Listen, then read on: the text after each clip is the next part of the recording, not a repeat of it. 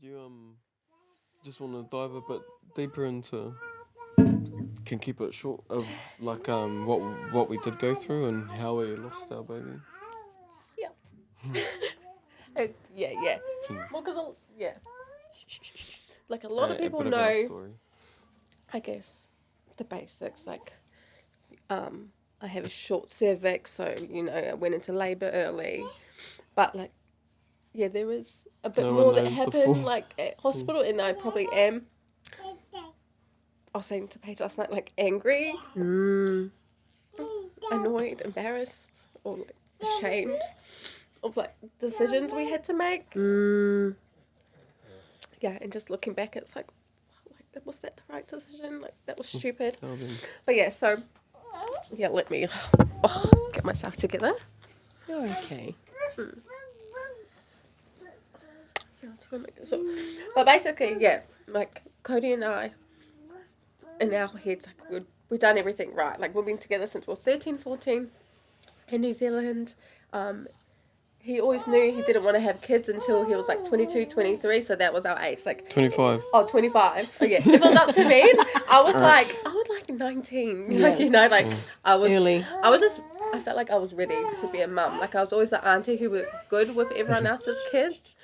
Like, I'm not just an auntie who acknowledges them, hi, or whatever, give them gifts. Like, I love all my nieces and nephews. Like, I've always played with them. I felt like I had a good motherly instinct. Yeah. And we'll always get the, like, You'll be such a good mom. yeah, or Yeah. when he's going to have kids, those ones. Yeah, so, I was locked in. Yeah, he was locked in, like, which was good that I had him. So, our plans was he wanted to reach 25 before we had kids. Obviously, moved to Australia. And then, yeah, end of 2019, we're like, okay, like, we're at that age now where let's have a baby. So, so he was planned, getting pregnant was planned, and we got pregnant like really quickly. And I think now at the time, I don't know if I was naive or growing up, like, you just hear of people getting pregnant, carrying their babies, have their baby, beautiful baby, nothing goes wrong. So in my head, I'm like, that's all that happens. Same. Because we didn't know anything else. Like, we hadn't heard any other loss stories or other pregnancy issues. So I just thought it's straightforward. Obviously here, GP, just our local GP from our house where we are at now. I saw him. He was a male. I don't want to put, like, stigma on male, but I'm just saying it as it is. Yep. A male GP who gave me all my references, to do your scans. You have to do your usual ones at, like, 12 weeks, 20 weeks, like the harder set ones. Very early on, the sonographer, when I went and done my pregnancy scans, had concerns about my cervix shortening. Just my sonographer, like, the doctor didn't think of anything. So around 12, 13 weeks, I got a referral from him to go do a scan. I done it, and then, yeah, sonographer mentioned I had a slightly short cervix and that, like, I need to come back in 2 weeks. So they wanted to check on me again. So in 2 weeks' time, I just got another referral, like, went back to my GP. I mentioned that the sonographer said my cervix was short, but he thought nothing of it, so I thought nothing of it. Like, if he's not concerned, I'm not, why should I be concerned, type of thing. So I went back at around 16 weeks this time when I got in, 15, 16 weeks, to do another scan. And then same thing, the sonographer noticed my cervix was shortening slightly more. So then, like, they were concerned. They said they wanted to see me again in 2 more weeks. So 2 more weeks, I think it was like 2.5 more weeks. I went back to get, like, another scan again. It happened like 3 times. I went to the same GP, told him again, like, my cervix is getting shortened. They want to see me again, so I need another referral. So he was just doing that. No any concern. He didn't refer me to any, like, specialists or anything. So again, I'm like, nothing's wrong. Just continued as is. I had to go back around, the 19-week mark for another scan. At this time, the male GP who I usually go to was on holiday. So I had this lady, I had this woman instead, like, they said that I could book in with her. So as soon as I went to her, I just thought nothing of it, sat down, asked her for another referral for a scan, and then instantly she looked at all my previous scan results and she was like, have you been referred to like the specialist, the obstetrician? And I said, no. She's like, have you seen a midwife? I'm like, no, like nothing. She's asking me, have I had blood tests or more tests done? I'm like, no. And then she was like in shock. She was like, you need to go now, like instantly to the hospital. So she was calling like the specialist at the hospital to see if I could get in, to see, instead of waiting in like emergency or something, to see if I could go straight up to the obstetricians and get examined by them, by specialists. So that was around, 19 and a half weeks. So I instantly went to the hospital, waited around, they'd done a scan, and then they said, my cervix shortening was concerning. So then they prescribed me progesterone, which is like standard practice for someone with a shortened cervix. But it was just too late. Oh my God. Yeah, so I was only on progesterone for 2 days, and then at home. Best and worst day Yeah, of our basically, life. like, we had such a good day at home. Like, I just thought, okay, I'm being looked after now. Like, I'm taking these progesterone pills, which, TMI, you put them in your vagina every night to help, like, strengthen your cervix or make it longer. So yeah, I was on that for 2 days. But yeah, it was too late. I had at home, I was starting to cramp a little bit, like off and on, random times, like it wasn't consistent. And still, I'm like, didn't think anything of it because beforehand, like, I only got told, like, you look out for bleeding. That'll be your main concern. Like, I didn't know that with a shortened cervix, it meant you could go into labour early. So I wasn't. Yeah, we weren't informed about that. Yeah, We I had wasn't no looking clue. out for like the labour signs or like the cramping. I just thought, like, when I was cramping, like, oh, there's no blood. Maybe this is just, I don't know, pregnancy or something. I remember this part. Yeah, and like carried on. Would cramp every now and then. Cody was out at golf, and then when he came back in the arvo, Timing. yeah, it was just good timing. Like, well, for shit, but yeah, he came home. His nieces were home, like his sister was home, and I just felt like I needed to go toilet. So I went toilet, and then I sat there, like, because I felt like I needed to poo. And then I was sitting on the toilet. Yeah, nothing was coming out, but then I felt pressure down below, and I was like, just thinking, like, what the hell, like, what's going on? But I was scared, because I was like, I know this is not right. And I went to feel down below, and I just felt like this, like, bulge, like, in my head. First thing, I'm like, it feels like a head, like, like it's just like a ball or something. And I just freaked out. And you I yelled was out. just yelling out, like, Code, come here, like, trying to yell, but also trying to keep quiet because his nieces were around. Then they come rushing in, and like him, Cody and his sister, I was like, can you touch this? Like, can you feel what I'm feeling? And they said yes. I still didn't know, like, I was still like, what the fuck is happening? Yeah, so the whole thing, went in the ambulance, got taken to hospital. Cody came with me in the ambulance, and we were just shit scared.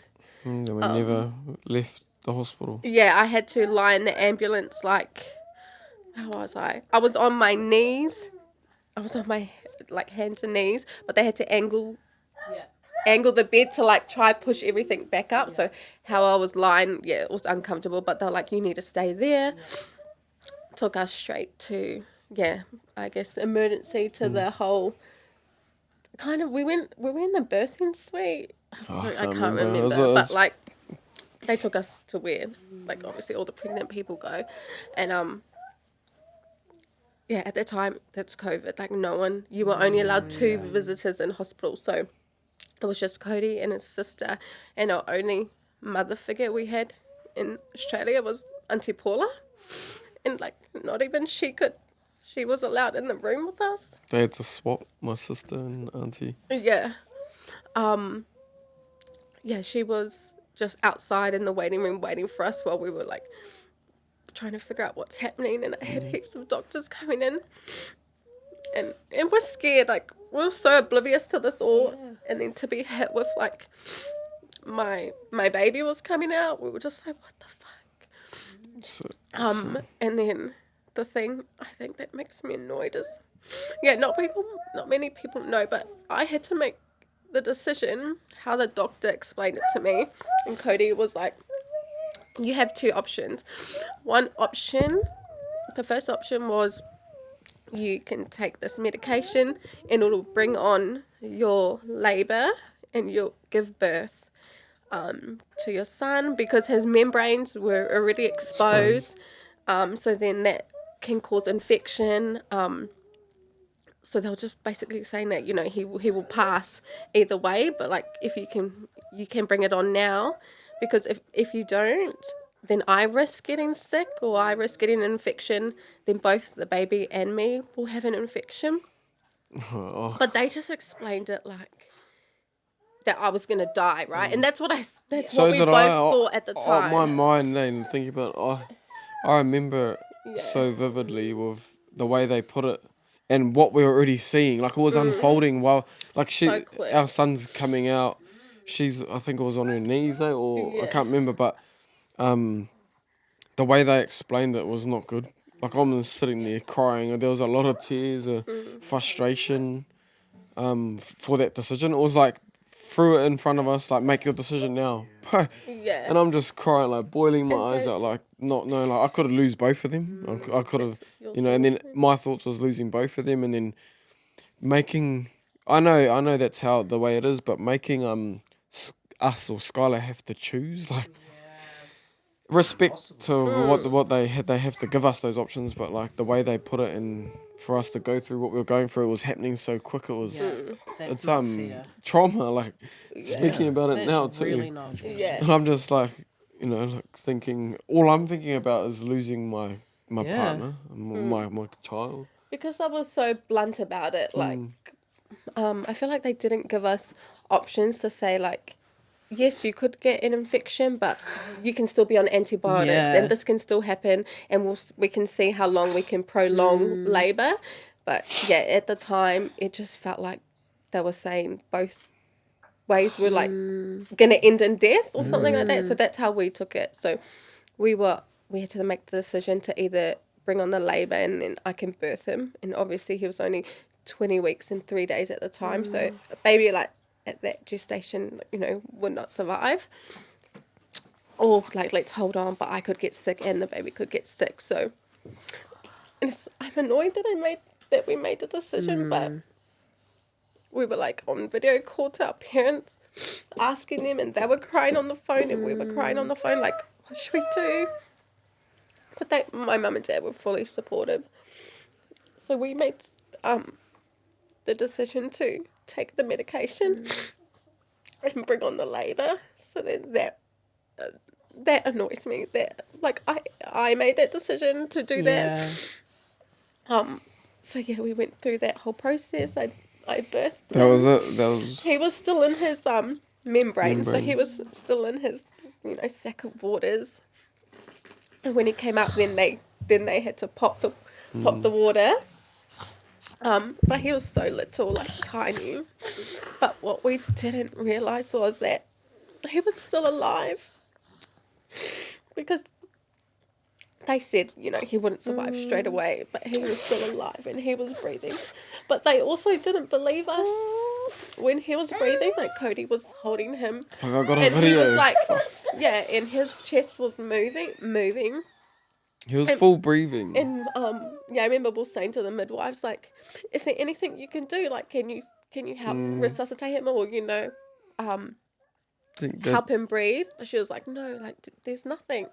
So they were just like, we just had the to thing wait. that eats us up about that is that when we're asking, crying, knowing that he's not going to make it, like at least try. Skyla always, when we spoke about it post his passing,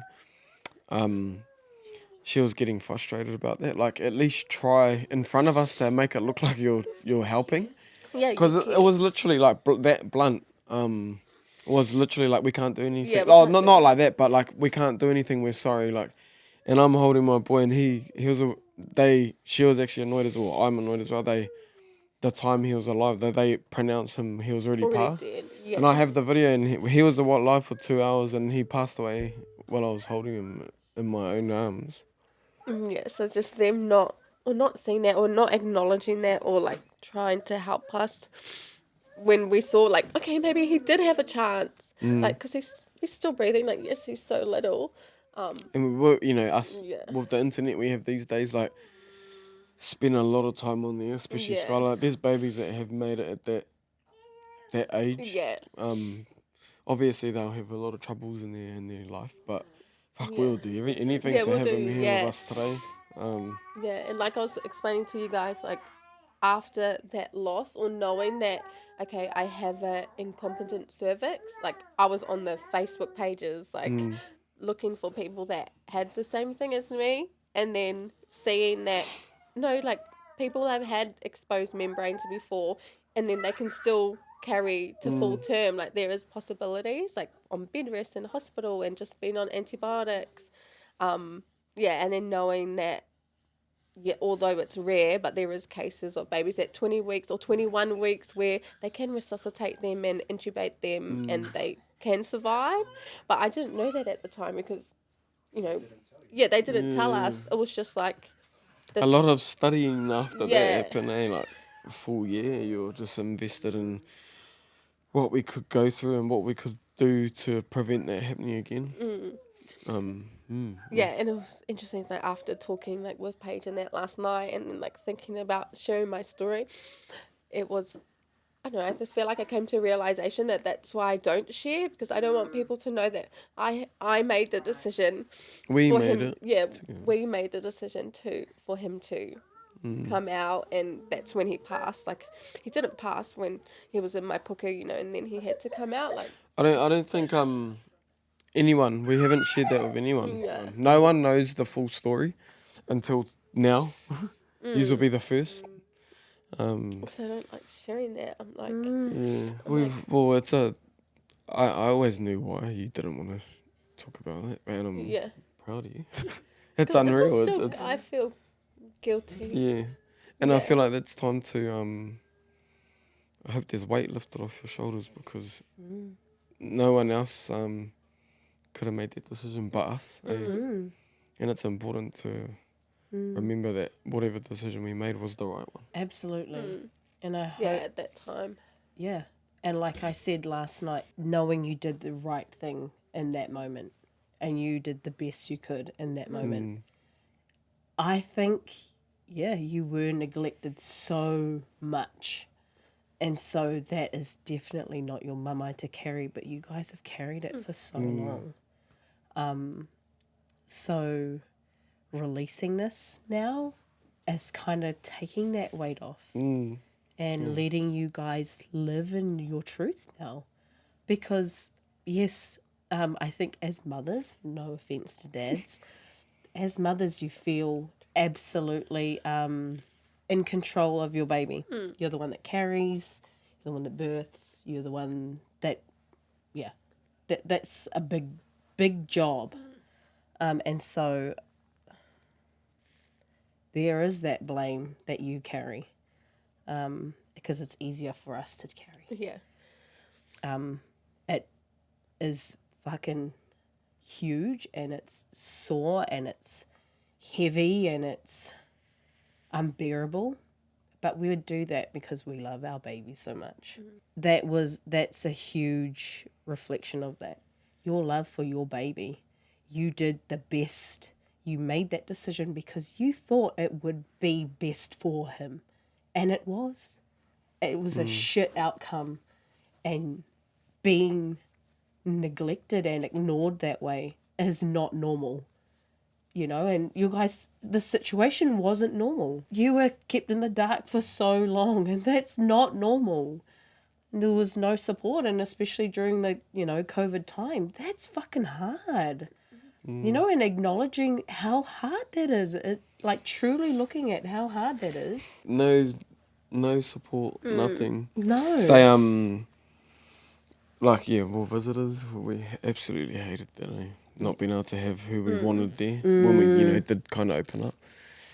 And then I'm so sorry you still, guys went through that. now post moving on. How long's it been now? 5 years. 5 years on.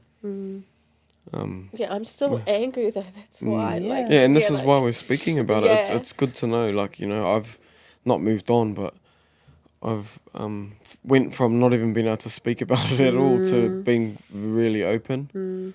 Anyone can kind of ask me questions now, and I'm happily open to it. But isn't that funny that you have so much to cry about because of all that anger that you hold? And, our whakapapa to anger is sadness.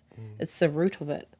We're sad that we weren't heard. We're sad that we have this guilt that we have to carry now. And, so I'm proud that you cry. It's so, it's a beautiful way to let that out. You don't have to use words. Crying is like a universal language everyone knows, you know? So I think you do an amazing job. You're an amazing mummy, and you did the best you could by your baby. Yeah, the guilt is, that's the thing that's Fucking like real, so, eh? so heavy, because I'm just like, for a long time, I'm just like, okay, but like, my cervix, was it not made to carry babies, So then everyone's like, it's not your fault, but I'm like, but really it is. Like, that's my body. Yeah. I said, why can't my body hold babies on its own to full term? And then I start getting annoyed, and I guess it's probably a shit way to think, but I start getting annoyed, and I'm like, okay, there's these shit parents out there that neglect their kids, or they're doing drugs and alcohol while they have their kids. They don't even want their kids, and why does it have to happen to me where he was wanted, like he was planned, and then I have to lose him? Yeah. So then I was just like going through like the thoughts, like, am I not meant to be like a mother? I thought I'd be a great mother. And now I'm like, no, I am a great mother. Like, I know I am. Absolutely. I'm going through that because obviously he was my first baby, the first. Yeah, it was just like, is this not meant for us? Why did my body have to do that? But knowing now, I'm like, there's ways I can carry to full term. I just didn't know. I was just oblivious, or like, when Paige said it was like medical neglect, I'm like, yeah, it was. And that fucking sucks, because I care too much about what other people think. So even after, like, we lost him for a couple months, and me and Cody were talking about the whole situation, and he was angry at the doctor, the GP, and he wanted to go in and say something. I was like, no, it's okay, like, just leave it, like, let's just get past it. Like, I'm always thinking about, like, I don't want Cody to go in there and hurt his feelings, when really, like, look at what we're going through. But that's just me. Like, I realize I'm always worried about other people's feelings and making them hurt, like, but really when I'm hurting. I think that's probably why I do just keep everything in, because that's just me, where I'm like, it's shit, like, I should let it out. I know now, like, I really feel a little bit lighter, like, saying it. That's good.